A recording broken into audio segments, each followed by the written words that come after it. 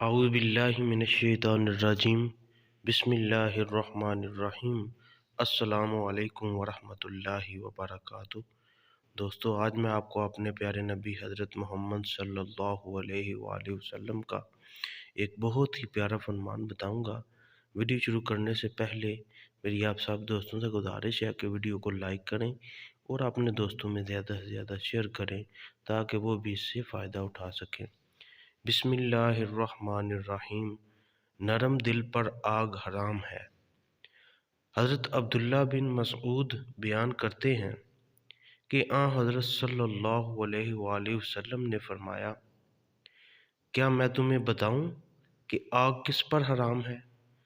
وہ حرام ہے ہر اس شخص پر جو اللہ اور اس کے بندوں سے قریب ہے، ان سے نرم سلوک کرتا ہے، ملائمت رکھتا ہے اور ان کے لیے سہولت مہیا کرتا ہے۔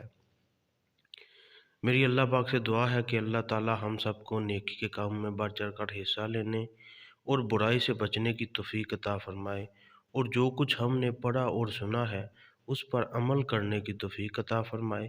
وما علینا الا البلاغ المبین۔ صدق اللہ العظیم۔